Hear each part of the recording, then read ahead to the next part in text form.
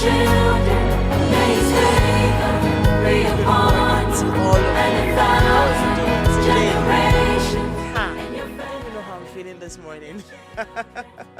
Because we're in our newness. Today I'm not seated behind the console. Because, if you're watching us live on Facebook or on YouTube, on any of our social media platforms, then you can see that we have actually arrived and we are very excited. I came to work today wearing a pair of shoes and everybody's like, oh, wear them. I said, oh, of course. The days where you hide behind the console and nobody sees you is over, but we are excited to be bringing you Home Affairs from our very new studios for the first time. And thank you for being our guest. That was the song Blessing in the background, and that was our rendition of it yesterday. We launched it across all our platforms. 10 a.m. If you tuned into any multimedia platform yesterday, then this is the song that was playing. For us, it is just to celebrate you, to tell you thank you for staying with us. The joy of the Lord is indeed our strength, and those who boast in the Lord shall never end in shame.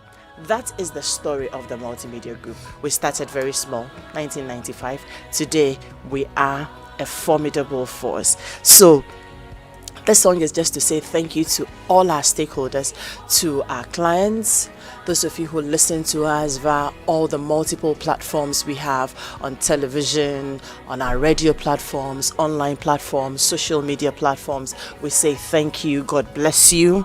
For those of you who have worked with a team, worked here, moved on, those of us who are still here, we say God bless us all. To our clients, those who put money into our business, grateful to you, and our prayer is that your businesses will continue to thrive. Our prayer is that everything that you care about will thrive. 2020 has been tough, has been difficult for everybody, but we believe in God. This journey is Christ at work, and for as long as Christ is working in and through the multimedia group, we pray that that work will be manifested in everything that your hands find doing as well. So thank you for being a part of our story. God bless you. Now on to Home Affairs this morning. I have been off for 3 weeks. Oh, I miss all of you, seriously.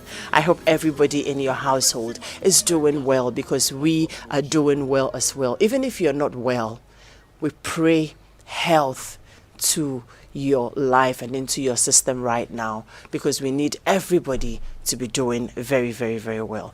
And rest assured that God's got your back, no matter the situation, no matter what you're going through. God's got your back, and everything will be all right. All you need is just a tiny little bit of faith, and everything will be well. This morning, we have a very interesting conversation coming up for you. Let me say thank you to Inimwa for sitting in for the past, 2-3 weeks. Inimwa, thank you very much. Today, you get to sleep and rest a little bit. But we are moving on to a very interesting conversation. For the next 2 to 3 weeks, Daniela and I planned that we will be having conversations.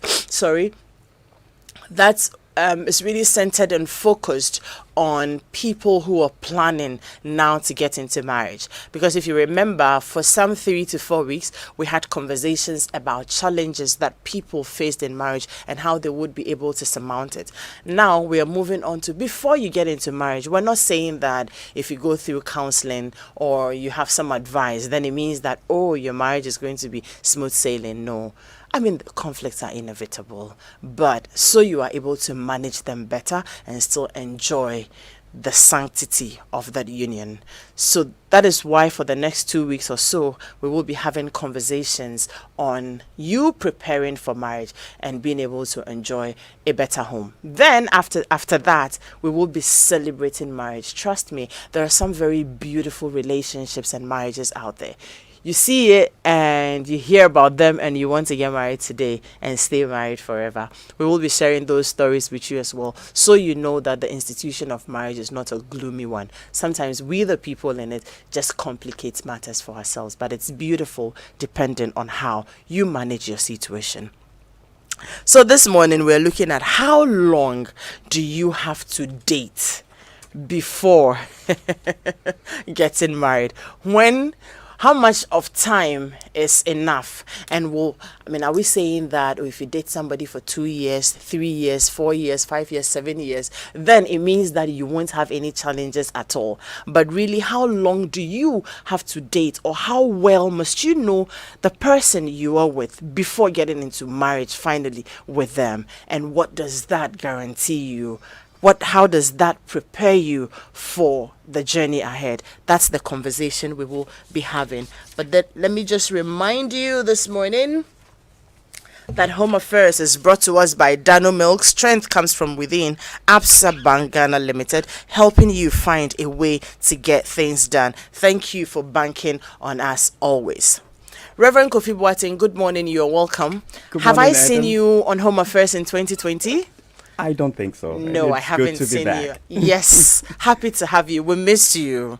I missed you guys too. Yeah. And Ariel, Hiya. the wellness coach. Hello. Good morning to you one Good more morning, time. Madam. How are you? I'm very well. Yourself? I'm well, thank you. So if you have been meaning to see our guest, who is Reverend Kofi Boateng? Who is Ariel? There they are. By the power of technology and what we have, you are able to see all of us in our glory. Great. So we'll move on straight to the conversation, and then we will, we have a few things to do. You can reach us 0.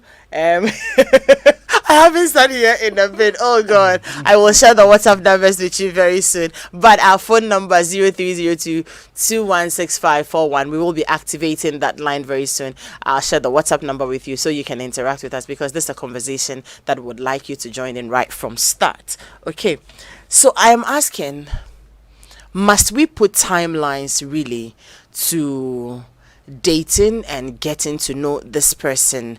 So I'm saying that we've gone beyond, I met you, I like you, and I want to be in a relationship with you. So boy, girl, we have agreed to be in a relationship. From then on, first question, must we put timelines to it? That I met you and in 3 months, in 6 months, I want to get married. Must we put timelines to it?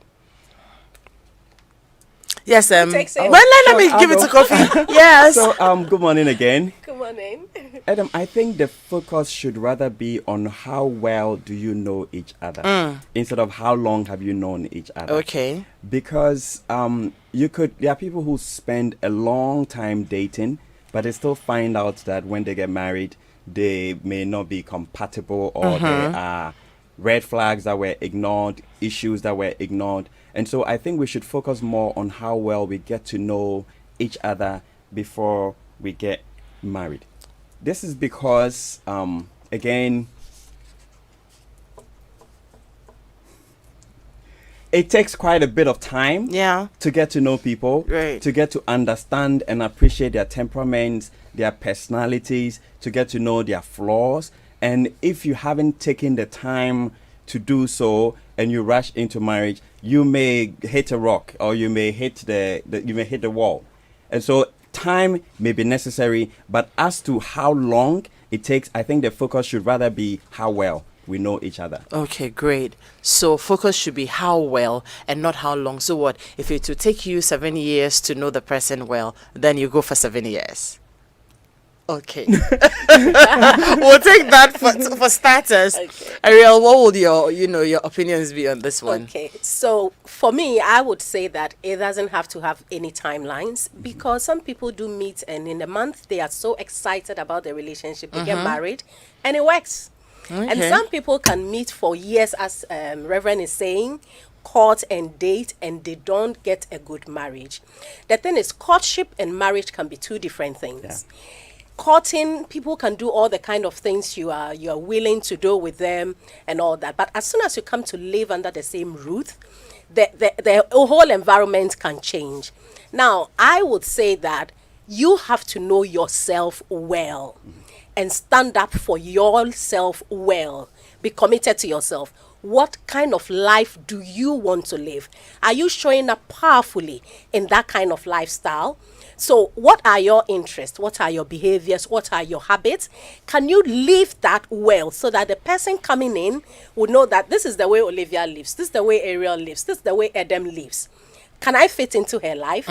Because you can date someone, have fun, do all the things for years, and you may think you know the person, but truly, you may not know the person. Because when we meet people at church, we meet people in the office, it's a different lifestyle when we are in these places. But when we come home, we have different lifestyles as well. So it's more important for me to know yourself well, show up in the way you want to live your life well. And that way, when you meet someone and you resonate, you find that I have the same interest as this person. Sometimes two people can fall in love not because they intend to, but because they share a very common interest. So they find themselves always meeting at the same jazz program, always meeting at the same, till they realize, oh, we all love jazz. And then when they meet, they talk about one jazz artist and talk about the same interest. And though they didn't intend to court each other or ask, I want to go out with you, before they know, automatically chemistry is coming up.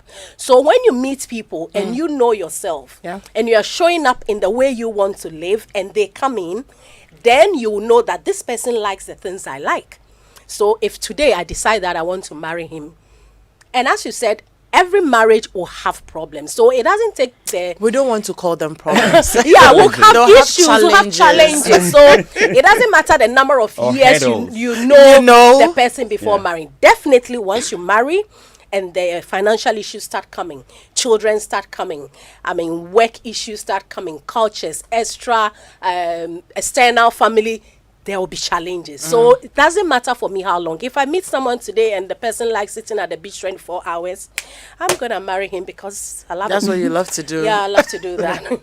To add to what Ariel has said, I think we also have to appreciate the phases that relationships go through. Okay. And the first one usually is the lovey-dovey I was phase. going to come to that. I'll come for us to look at, so I have met this person. What are the stages? And then where do you get to and realize that at this point in time, I think we're good. To settle and talk marriage, even though we know that we can't know each other well enough. But we have PG Sebastian on the line. So hi PG. Hello PG, good morning. Can you hear us? Okay. We'll try, and do we have PG on the line? Is PG on the line so that PG is unable to join us in the studio today? PG, you should have joined us in our news. I can hear you. Can you hear me? Yes, I can hear you now. Beautiful. How are you doing? Right. I am awesome. You should go on to Facebook and see how we are, looking. And I can imagine. You missed it. In fact, you missed that history of being here when we had our first home affairs. Anyway,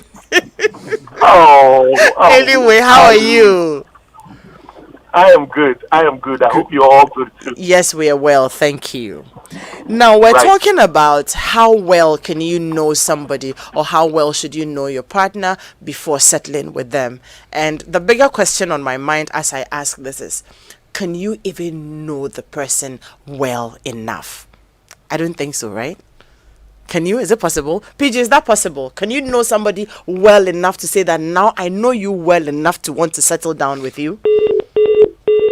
Oh, what happened? They'll try and raise PG. But that's the other question on my mind. Can you know somebody well enough before we even go through the stages, so that people don't go into a relationship having written points down and saying that at this point I know I have known you well enough? Is that possible? I think it's not easy to answer that question without going through the stages. Okay. Because in the first phase of, the butterflies in the stomach, lovey-dovey phase, you don't open your eyes very well to see things. You're so awed and so much in love that even when they are pinching you or hitting you, you think it's love. Great. And so it's only after you've gone through the that process phase, and then you begin to open your eyes, and then that's the point where confrontations start and everybody's taking a stand, and there's a power play, and this is mine, this is not yours, and we start disagreeing and confronting each other. That's when you really see what real life or a real relationship can be. All right. And so it's at that point that you may decide whether or not this is a person for me, or whether or not we're compatible with each other, whether or not we share the same interests, whether or not we have good or bad communication, or whether or not they even appreciate me, or they even love me enough for who I am with all my flaws, or whether or not you can deal with all their flaws. Great. And so we need to go through that stage, all right, and then decide whether or not you want to go ahead with we will go through it. I don't know what Ariel thinks, but I mean, top of my mind, or even, I mean, just being on the peripherals, I think that I think that you won't be able to know anybody well enough, because even I keep surprising myself. You keep surprising yourself every day and wondering, did I just do this? You know, is this really me? Let me just share the WhatsApp line. It's 055-1111-997. How could I have forgotten this? 055 11 11 997, and this is Home Affairs on Joy 99.7 FM. You can also catch us on Facebook and our YouTube channels at Joy 997. Yes, Ariel. Yeah, it's difficult to know someone very well because life goes in transitions. So when you, as a wife, when you get married, when you don't have kids, there are so many things you do for your spouse, and it was easy. But when you start having kids, there are certain things you may not have the time to do anymore because you are committed to the children. And so your partner may wake up and say, you used to cut my nails for me. Now you don't cut my nails for me. But it may not be a conscious, intentional thing you're doing that I don't want to cut it. But the kids are now all over you as the mother, and you are cutting the kids' nails, and you are thinking I have to cut the 45-year-old man's nail as well. You've got to make the time. That transition, when it comes in and you are not conscious to take care, to nurture the relationship as well, then you start living another way, and your partner will be like, that was not how I knew her.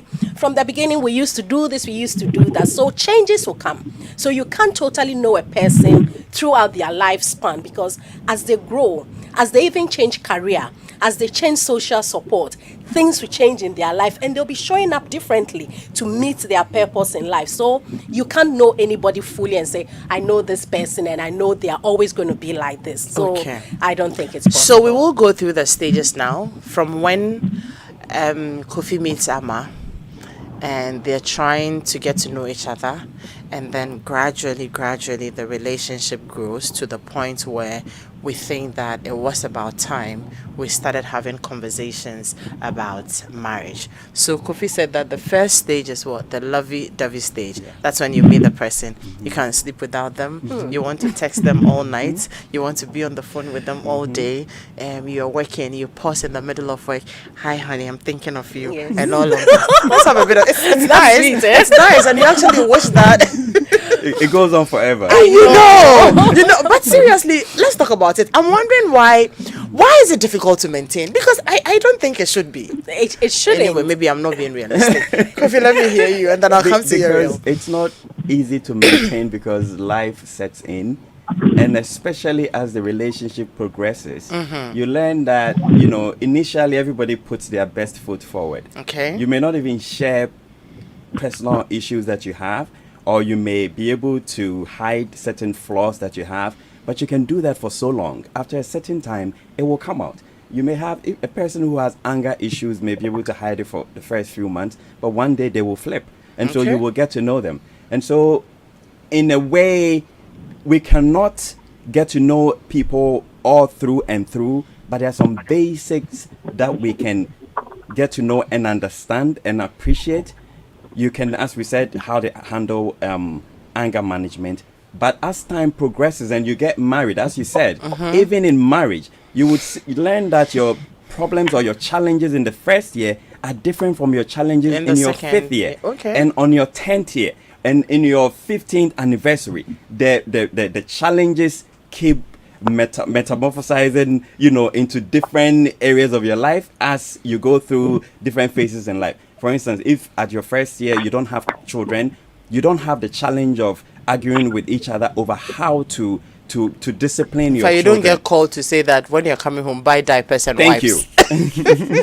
So as your children also grow and they are going to secondary school, and look at today, we have COVID and we have our kids home with us. You don't want now to talk parents about that. have to decide on what kind of gadgets their children can have, which sites they can visit, what's appropriate and what's not appropriate. This is a challenge that nobody could have anticipated for you to plan to decide that, one day in our marriage we're going to encounter this situation. Can this person handle this situation? You know that as parents spend more and more time at home, in most places where there's lockdown, parents are going at each other because they're not used to spending so much time at home. Together. So now this is a new challenge. And so what I'm trying to say is that there's no way you can get to know your potential spouse all through and through, because the challenges that present themselves may change over time. And so, as we said, the lovey-dovey phase may come, and because you're not, or you do not have the responsibility to go through or to handle or manage things together, it's easier to go through it. But as these issues begin to rear their heads, the real personalities will show up. But that stage is so beautiful. Yeah. Let me go to Fiji and come to you.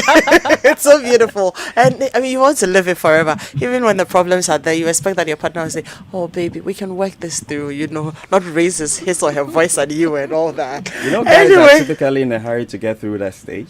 How so? Where are you going? Let's live there. Let's stay there. We like it there. Hi, PG. Can you hear us now? Yes, I can hear you. Okay, great. You've been listening to us.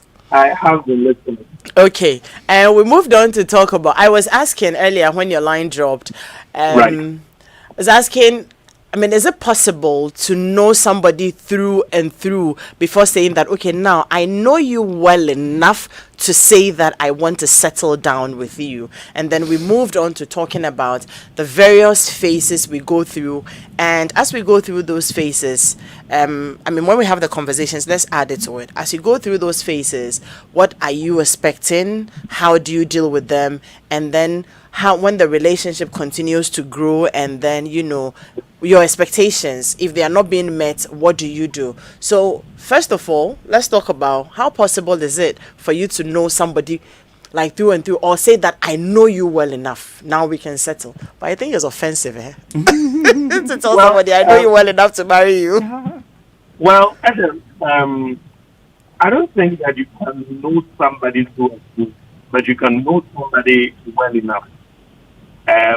Yes, you get to know the person well enough after you study the person based on your own personal preferences and expectations, and what you are looking for in a partner. I mean, you cannot be with someone, assess them, observe them, study them based on imperatives that you don't even know or you haven't even scribbled down. I mean, I can't study a woman based on another man's imperative or another man's key performance, indices. I would have to study them based on what I am looking for.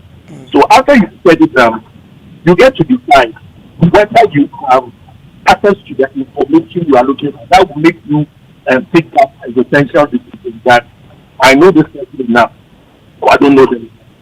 Now, it is not everything that you will necessarily find, for what it is. But what you can do, or what I encourage people to do, is to look at specific behavioral patterns that have a tendency of repeating themselves in other areas of the person, so that becomes a basis for judging the person's potential behavior in the future. So, for instance, if you want to know whether somebody will lie to you, or whether somebody has the potential of lying to you, and therefore ultimately probably cheat on you, or probably deceive you, or probably fraud you, or whatever, you watch how they lie about other things. So, for instance, you are with a woman that you are trying to set whether it was a woman, and then he comes to do a washing in your place while she's there, the mother of the father of the pastor calls, and then they tell them, oh, they are somewhere else where the thing is fine. That gives you an indication that if tomorrow you are the other person at the end of the road, and depending Fiji, hold on to that one. But seriously, what is the person expected to say? They know you are not supposed to be there. You're not supposed to sleep over. You went to sleep over, and you can't say you went to sleep over. Exactly. But then it is the same way in the future. You are likely to find yourself somewhere that you are not supposed to be, and you would have to lie about it. Hey, so sometimes, you would want to judge people for what they will do, knowing very well that they look at the consequences of what they are doing and what the implications are. So, for instance, if you know that when you are dealing with a woman who's very truthful, she'll be up to say that I'm sorry, I can't come and sleep over. How will I tell my partner? How will I tell my parents? Oh, I'm sorry, I can't. Because they're honest from day one. So I always say that, sometimes we look down on people who are very firm and very strong about something I would say. Want to ask you? But you see, it gives you an indication of what the person is likely to do. You know, so people will tell you that, somebody will tell you that, as for my wife or my husband, I know I can travel and live there for 2 years. He or she won't do anything. Because when I met her, it was like 30 years, and she was a virgin. And I mean, sex is not one thing that you see the entire day.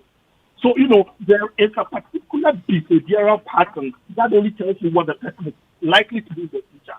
So if you mean, I mean, you can never know someone through and through. I understand and I agree. But then you may, based on the nature of your conversation, get to have a fair idea what the person is likely to do. Another thing will also be, is the person industrial? Is the person somebody who is, predisposed to help you go well? You find out probably at their spending habits. They'll tell you, na say you're fast, talk and do those kind of berries. And then they give. So you realize that they are very wasteful. They spend a lot of money, and you are trying to judge them whether they are going to be industrial, they are going to be well created, they are going to be well generated. That's right there is how you begin to assess them. This is how this person spends money. This is how this person wastes money. What evidence is there? What assurance do I have that such a person, we are going to marry and that person suddenly his spending habits or his spending habits will change? Can I ask you a question? Yes, madam. At what stage of the relationship do you start looking out for these things? Because I just met this person and I am excited about the person and we're having conversations, we're talking. I'm sure for the next 2-3 months, they're not even considering all of these things. Right. They're just enjoying each other's company, enjoying the relationship, and you're making me take my mind back to all them days. You should see the way my eyes are rolling. Lovey-dovey mood. Yeah, I can tell. Well, Adam. Them days, and seriously, that is not part of the thoughts. But Adam, but you see, this lovey-dovey thing, it depends on who is in the relationship.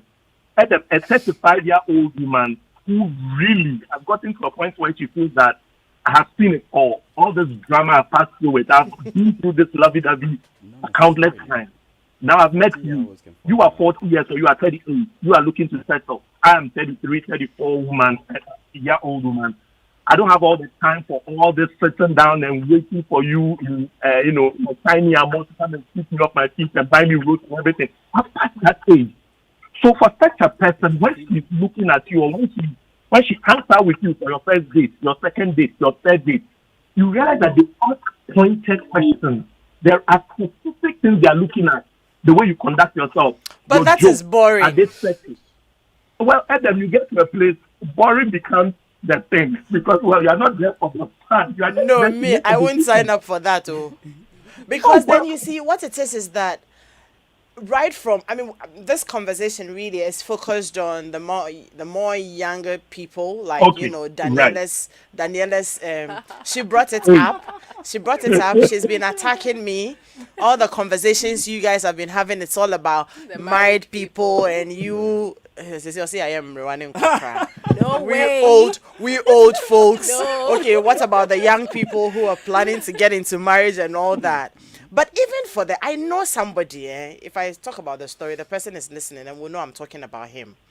Very mature, like older than you and I, cry, like with him, but has just met somebody. And look, the last time we had a conversation, the photos he was showing me and, the places they go, the things they do, it's like at that level, what they want is the excitement and not the pressure, So quite often, people are not looking at the challenges, which will come though. So I think I want us to guide the conversation also this way. Right from day one, what should we start opening our eyes to, especially for the young ones, 25, 27, 28, planning to settle down. You've met this person. What should you start doing? Yes, I think the lovey-dovey is fine. You should be excited because I should be excited to want to pick your phone calls. I should be excited to want to make time to text you. I should be excited to want to close from work, tired, but still want to sit and have a conversation with you. So that is fine. But while all that is going on, what should we caution people to also be looking out for, and what questions should you be asking as the relationship go on, and depending on your own values and what your expectations for the future will be, what should be working for you, you know? So PJ, I'll come back to you. Let me let Ariel come in, and then I will come back to you. Okay, so I'll go straight to this. Lifestyle tells everything about everybody. And we are all living a particular way of lifestyle. Your lifestyle are your habits, your interests, your values, your beliefs, your opinions, your behavior, the things you like, your culture. All those things makes you up as an individual. And everybody has different set of habits, behaviors that makes them who they are. So when you meet someone, the things you should be looking out for is the behaviors I have, the interests I have. Do we share anything in common like that? But first, you should know how to show up for your lifestyle. Right. Now, a lot of singles stay waiting for the man to come so they live the life they want to live. And that is a wrong... Or the woman. Yes. In this case, we're talking to both men and women. Yes. It is so wrong to say I'm waiting to be attached to someone before I live that life I want to live. If you are very sure you know that life you want to live, then live it. Because the person has to meet you living that life. But what we do is we put ourselves on hold, waiting for somebody to come before we start going to that movie, before we do that exercise or go to the gym. Or when I marry, then we'll go to the gym. Or so when you meet the person, what are their interests? What would they do on a Saturday morning? Does it meet what you would like to do on a Saturday morning?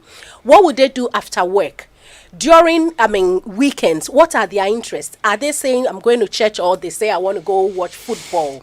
So your lifestyle tells everything about you. But you as an individual, as a woman, as a girl, you have to first meet that demand and be committed to yourself. You know the lifestyle that excites me. Tell me. Sorry, you're being too serious. You wake up in the morning, go for a walk, sweat, and you think you're burning some calories. Then when you finish, you go and sit down, eat a big bowl of wachi, the meat, the egg, and everything, and pile it all back. And then go back again and work the next day. It's called balance. It's balance. So yeah, that is where you are looking at the lifestyle, and you should be showing up in that lifestyle more, so that the person meets you and know. The other time a gentleman was saying, if I ask a girl to take them out, and I said, where do you want me to take you? And mostly we're always trying to be good girls, so it's okay, you can take me to Papaye. But maybe that's not where you truly would have loved to go. So you tell him, take me to Papaye. So he thinks you are okay with Papaye. You've shown up for Papaye. So he will take you to Papaye. Then maybe after 6 months, 4 months, he says, I want to go to Movenpick. He's like, when we met, we go to Papaye. Why are you changing it? But the thing is, sometimes we try to lower our standard and our expectation because we want to be attached. We want the person to come in. And then when they come in, now we start showing what we actually want. Yeah. So if it is Movenpick you want to go, from day one. Show Let them up. know this is who you are. Let them know this is what I truly love to do. And then if they fit in, they will come in like that. How about adjusting? You can adjust, but it means you are going to compromise on some of the lifestyle you want. Isn't that what relationships are all about? Yeah. Yes, because if you want to just be you, remain you, and do who you are, then you're better off living alone. Okay.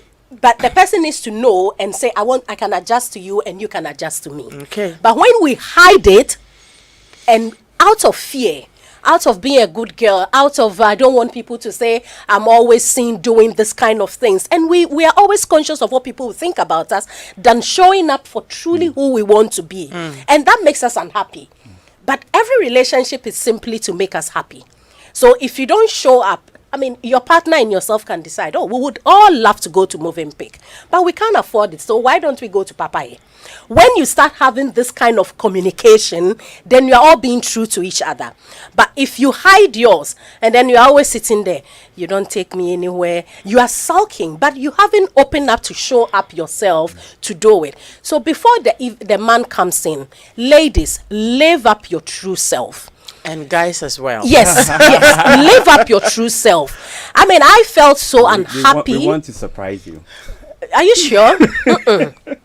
I felt so unhappy. I thought my husband has to be the only person I do all these things to. He has to be the best friend. And I was depressed and unhappy until I said, it's not working. So I took my kids and made them my friends and started living the life I wanted to live with my friends and created that space I wanted.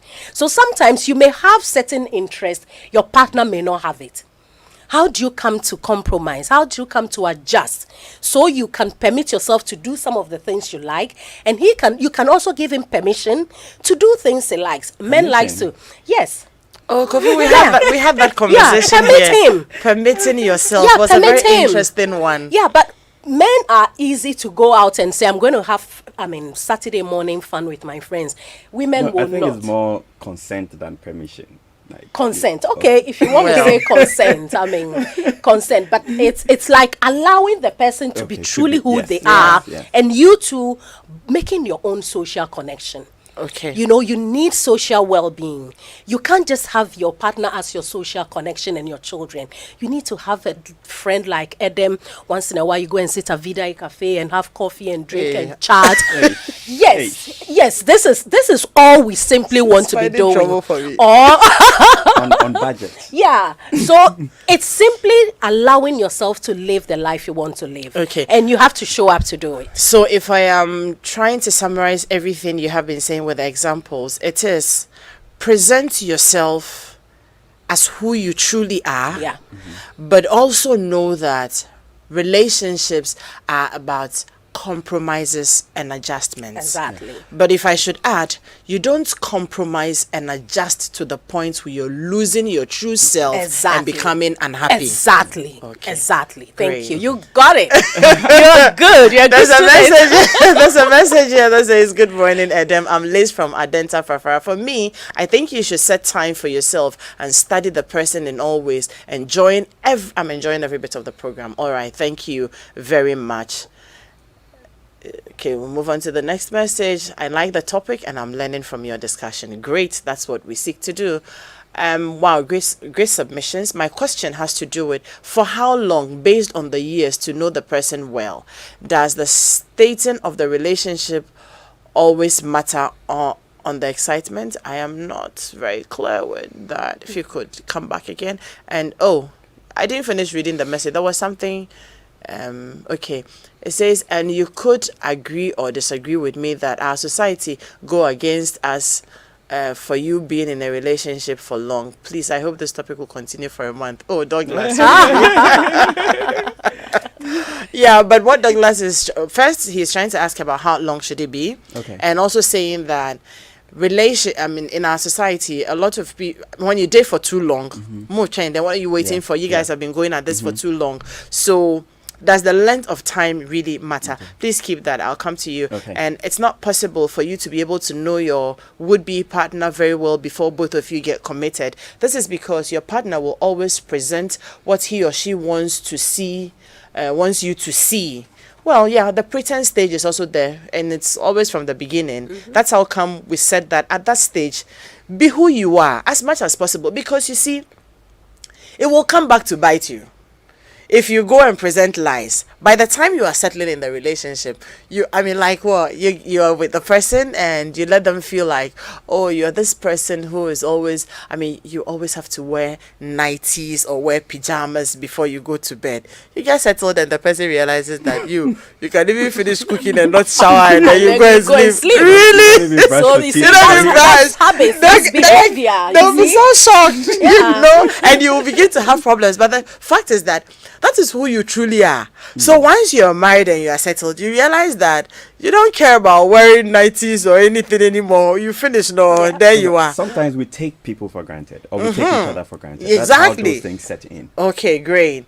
But you see, if you can't, there are certain things that you can't do. There are people who can't go to bed without brushing their teeth. No matter what happens, it's become a routine. So if you show the person the other side and let them believe this is who you are, but you see, the true you will always come to play. You can't Exactly. you can't hide it for too long. That's why you should show it right from the beginning. Yeah. Until a situation arises, you wouldn't know what your partner has such an attitude. But then it's very important to try to know whether your partner shares your interest. I have been married for 40 years. Hooray! And still, my wife still surprises me with certain behaviors. And vice versa. I'm sure you surprise her too. And if she was sending these messages, she would probably be writing the same. I would suggest you know about the following: religious orientation, true, general interests, grooving and partying, fashion, money, food, and many more. This is what Sparks Vedeme. Sparks, Vedeme. I really would want you to come for us to have a conversation. You should come. Daniela, please take the number. We'll call you. Maybe you should come with your wife so that in December we can host the two of you and let us know some of the things she gets shocked about. We want to have very real conversations, but fun 40 years, there will be so much to learn in that marriage, I tell you. So we'll take your contact and contact you, and if it's okay, you join us one of these days in the studio for us to have a conversation. And please, let's read about two more and then we come back to our conversation. Adam, good morning. I have to read this message. She sent it 3 times so I don't miss it. Adam, good morning. Great discussion. Most of the times, to know people well enough depends on how both parties can allow people to be who they are.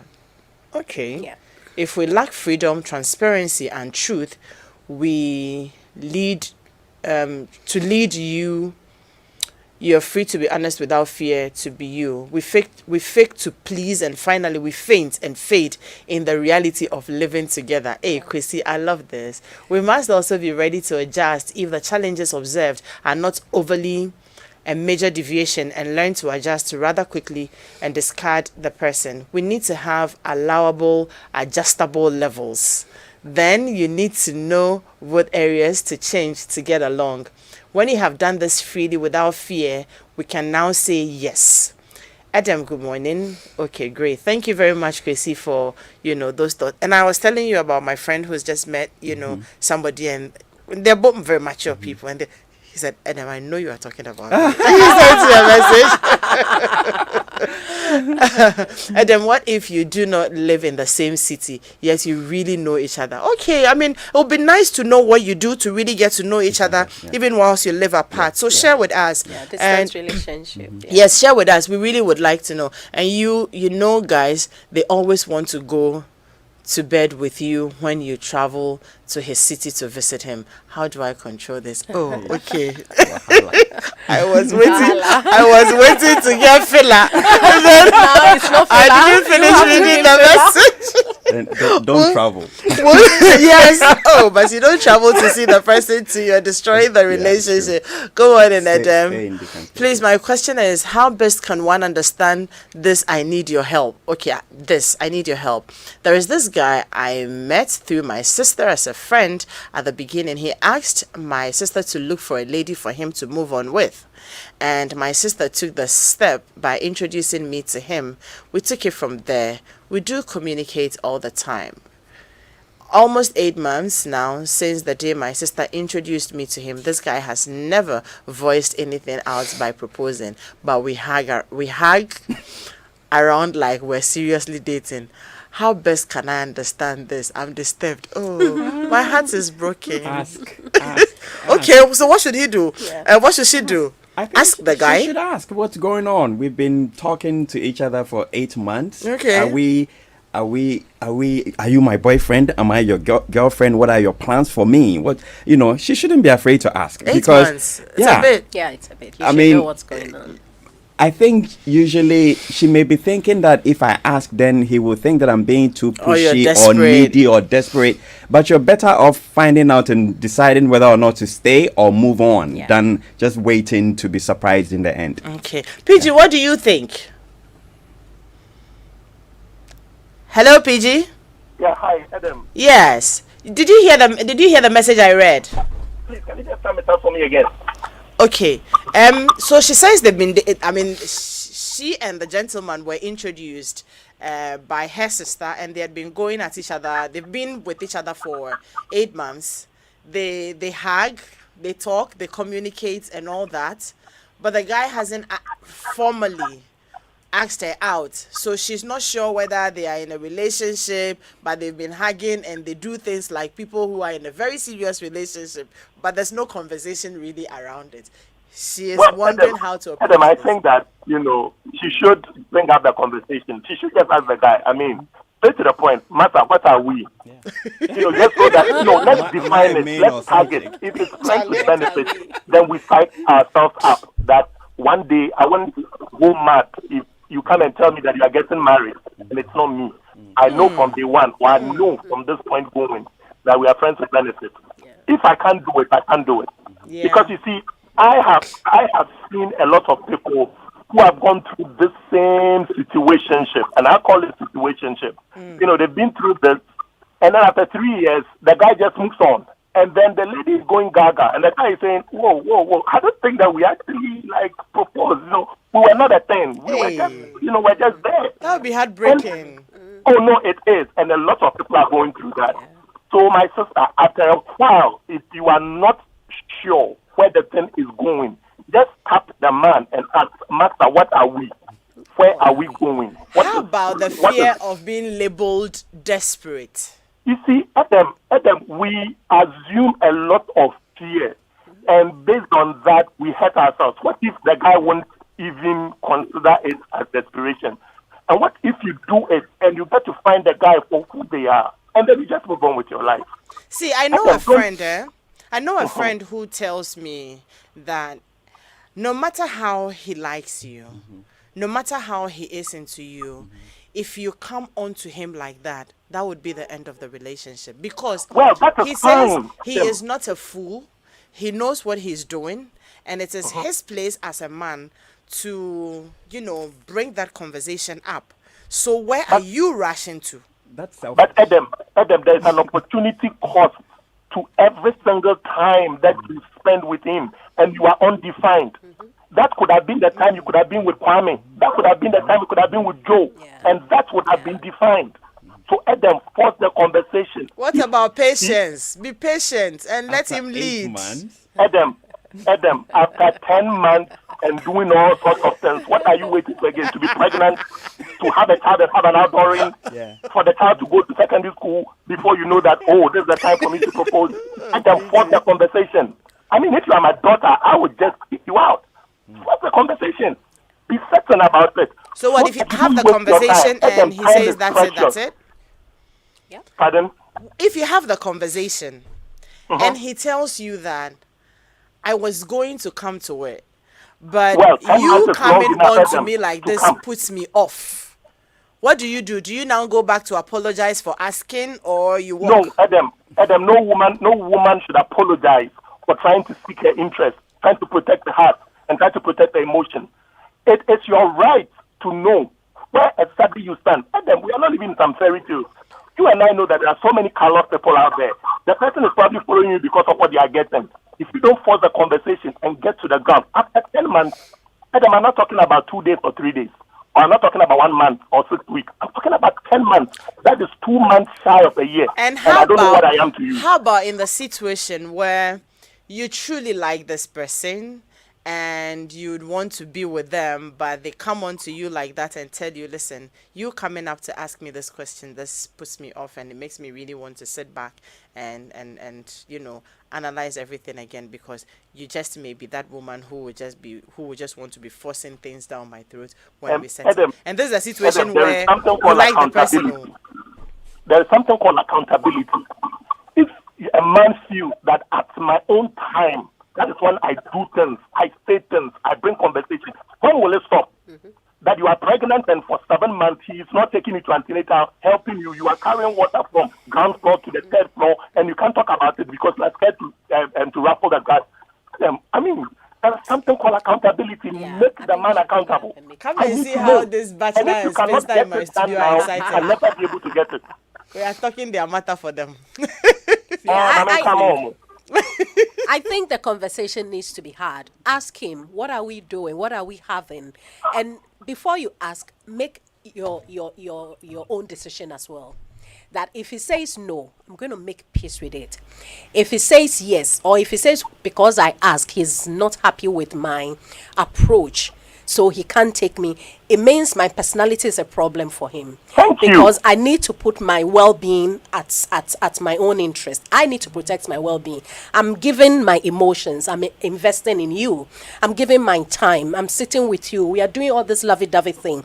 But I don't know if you're really going to be committed to me or not. So if you don't bring it up, it means you are not taking care of your emotional well-being. You need to communicate it out. But find the right platform. Find the right place. Now, I realize Ghanaian men hardly even get to the place of that proposal thing we want, that we kneel and put the ring on your finger and do that. And a few people get that.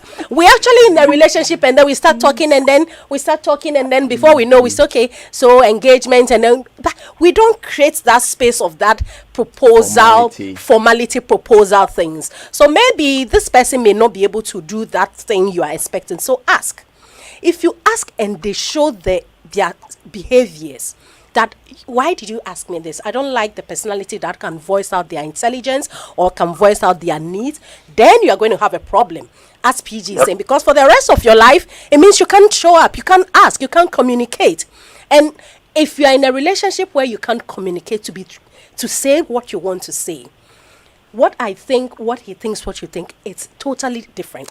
Yeah. And so if you won't be allowed to let your mind out, I've been there before, it can really, really be a big problem. So have the conversation, but make peace with yourself first. If it shows up wrong for having this conversation, I'm going to accept it and move on with my life. That is the work you have to do. I think 3 months is long enough for you to know the status of the relationship with anybody. Great. Yeah. Because if you don't know your status, you cannot ask certain questions for you to decide whether to be with that person. Some of the questions you need to ask is, why are you interested in me? Why do you want to be with me?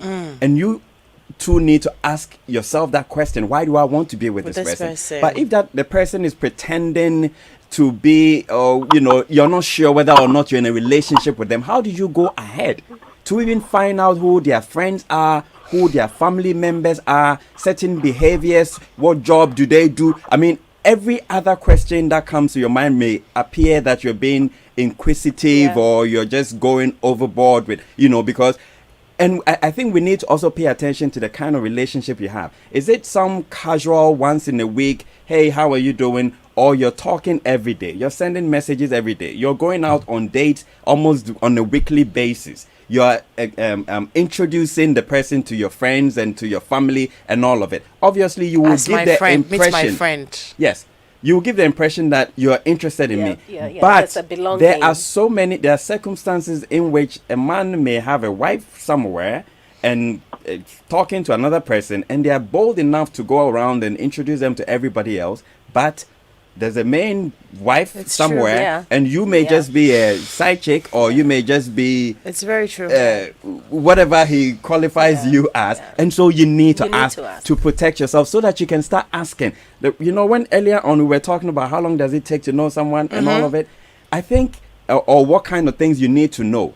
That question I asked is very critical. Why me? Because you want to know that they've really thought about you and what you stand for, your values and your beliefs and everything. And it's not some frivolous or things like, oh, I like your body and I like your back shape or whatever. I like your muscles and I like the way you make me laugh. Those things are all well and good, but what happens when you lose them? You want somebody to tell you that, I love how you're so God-fearing and how you're kind and how things that will be meaningful in future, regardless of whether they have money or not, things that will mean something to you. And so it's important to have that conversation so you can ask these questions, so you can get to know who their friends are, who are their family members, would they accept you?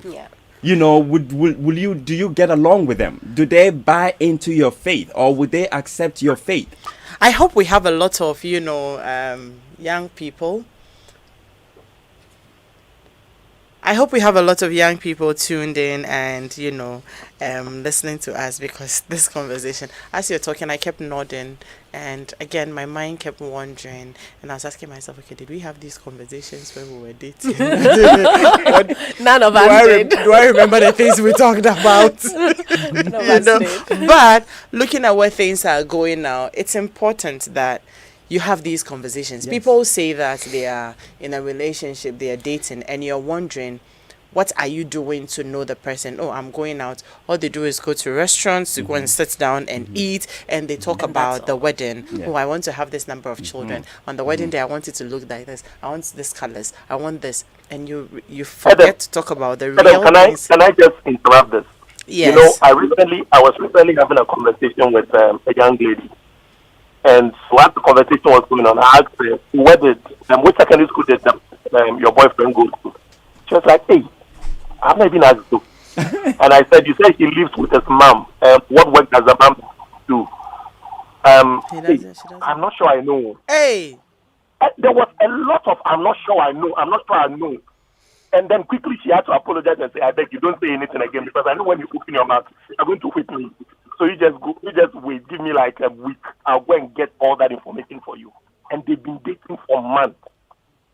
You see, so the lovey-dovey bit is good and it's nice, but where we are and where we find ourselves, this generation, it is important that every moment the two of you have to shine your eyes. Spend together, there should be some intentionality about the kind of conversations that you have. Because you're invested.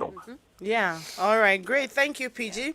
Let me share some messages with you. Very important messages before we go along. When we come back, 0302216541 would like to interact with you on the phone line. Get a banking solution that helps you balance it all. ABSA Emerge. It's a business banking solution designed for women entrepreneurs that go beyond banking. Sign on to ABSA Emerge today. That's Africanacity. That's ABSA. Visit absa.com.gh and remember, terms and conditions apply. For those of you who are thinking that COVID-19 is gone, no, it isn't.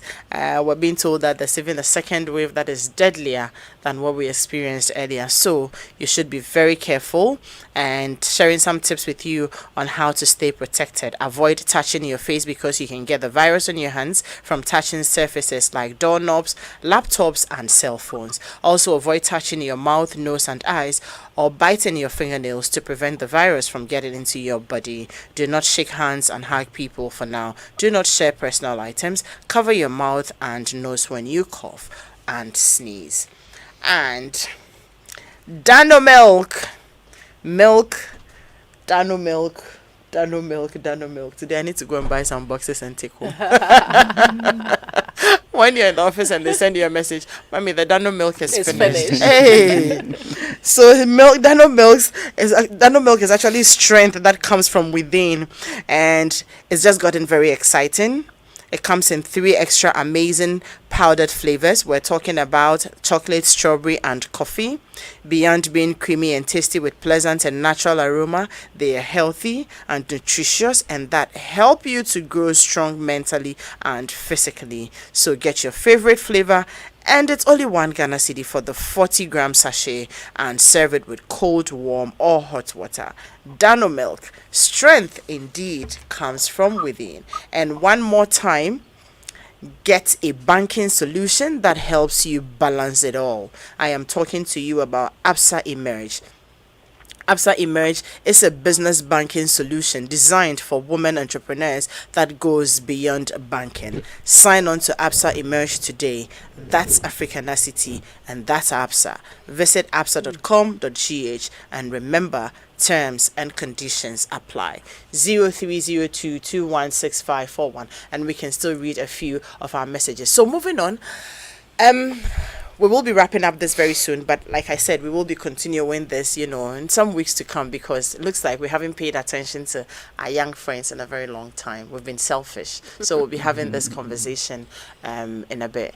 So at what point do we get to say that, what should you have known to be convinced that in as much as I won't be able to know you through and through, because you don't even know yourself through and through. People become 50 years and they've now realized that they want to pursue a law degree. You know, you turn, people are retiring.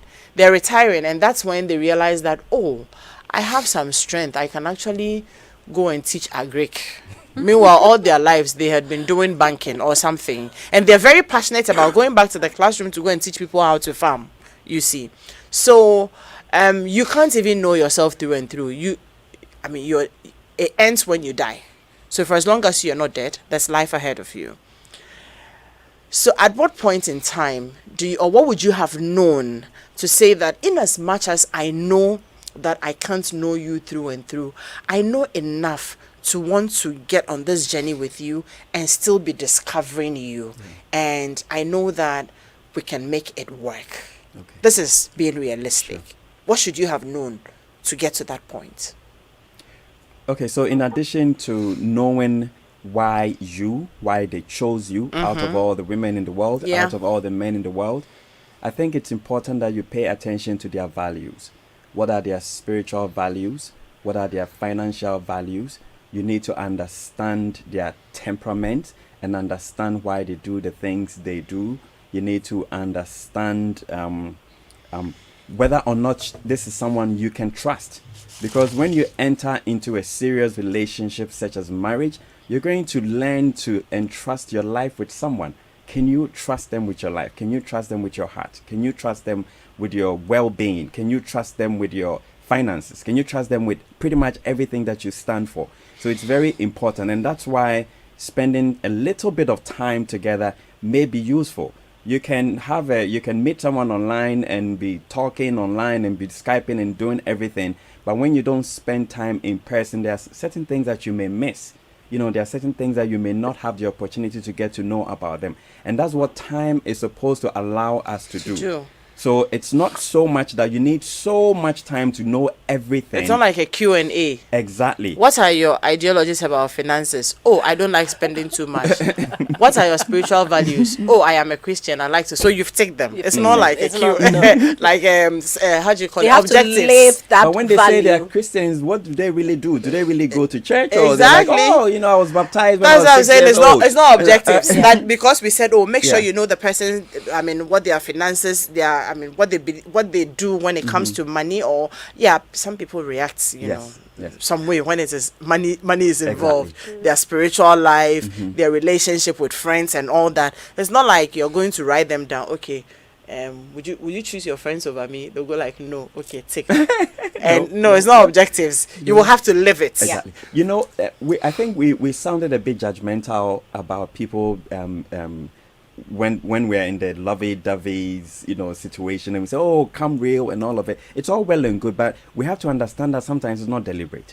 We are controlled by how we feel inside. And so it's not so much that you want to pretend, but you find yourself doing certain things to please your potential spouse, and so they may not get to know you until time. Please them, but be yourself. You'll be yourself. Yeah. But, if you've gone on a date, you're not going to start throwing the silverware somewhere and start eating with your hands rough like the way you eat at home. Let me just say this. Maybe it's silly, but you're getting into a relationship and you make the person believe that you're a virgin. You've never. Oh, those are yes. But you get married to the person, and probably your first encounter and the things you're doing. Oh yeah. And they begin to. Just dishonest. They may end up not asking you. Yeah. But they are scared inside. Yeah. You understand? Yeah. So as much as possible, please them, make them happy, but present yourself as who you are, so that they are not too shocked when eventually they live with you and realize that, Senna, you made yourself out. Ariel. Okay, so you are dating this person and you've done all this lovey-dovey thing. You know their interests and you know their lifestyle a bit. So in every relationship, I think we see the red flags right from day one. It's a major topic we'll be dealing with. You do see it red and clear. We deny it. And we say, he's going to change. I'm going to change him. If you see the red flags and you still like the person, be unconditional. Love him, accept him as he is, but don't say you are going to change him.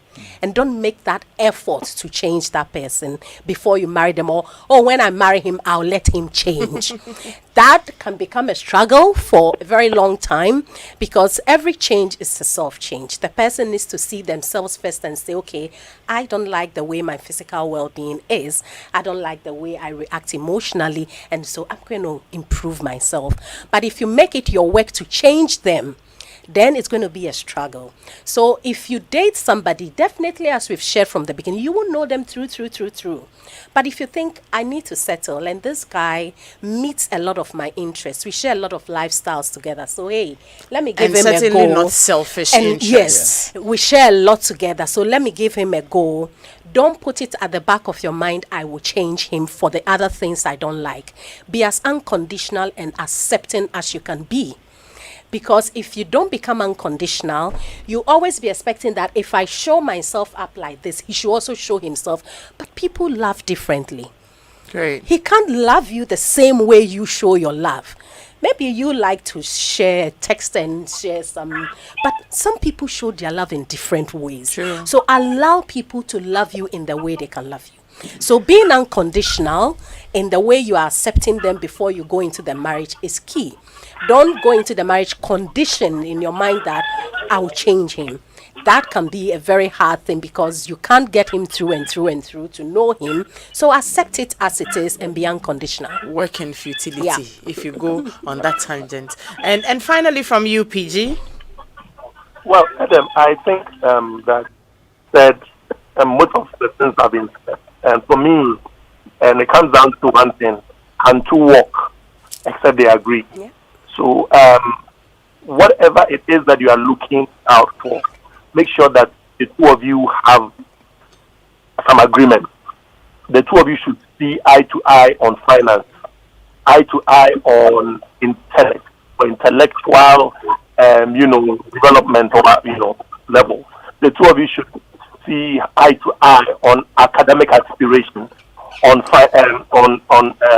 work aspiration or career aspiration. The two of you should see eye to eye spiritually. The two of you should see eye to eye, broadly on other social things. Makes it very easy. Try and reduce your differences, and then build a lot more of common ground and compromise position. Then from there, you are sure that you can take it to the next level. If you are with someone that you can't build compromises with, or somebody that you can't build consensus with, you are in trouble. If you are with someone that you are looking at the world through different lens, you are in trouble. I appreciate the fact that diversity is good, but some diversity will never find a point of confluence. If you realize that your differences are marked, go your separate ways. But if you have a lot of agreement on different key things of life or areas of life, then yes, of course, just go ahead. Whatever is outstanding can be polished, or be dealt with. You can cope, with it in All the right. future. Thank you very much. What we are going to do is that, just so we are able to progress this conversation very nicely, and we all know where we left off, so we can continue. We're keeping the panel. I haven't asked them, but until we are done, they are here. They are stuck. They are glued. Then we are good at PG! that. PG, what did you say? No, I didn't say this. I just laughed. Yes, that's what we will do, so that we are able to progress this conversation. We will be having a whole conversation on red flags. It's very important. So for this week and next week and hopefully the week after, we will be concentrating on people who are planning to get married. There's a message here that says, Adam, it's okay for a lot of us if the women ask exactly what's going on. Sometimes we guys aren't too sure. I personally don't mind a woman being forward. Beautiful. Yeah. Thank you. I have lots of messages on my phone as well. And this friend of mine comes back to say that, Adam, do part 2 next week. Not enough had been said, and bring me on as a guest. Don't worry, I'll raise you on the line and then you will be exposed. But thank you all very much for doing the listening. It's been Home Affairs on Joy 99.7 FM. Next week, we come your way with yet another very interesting edition. Sule, thank you. Daniela and Dennis, thank you all very much. Reverend Kofi Boateng, God bless you. Ariel, the wellness coach, jobless. And to you, PG, thank you very much. God bless you. We are out next week. We come your way again at 6:15. Bye bye.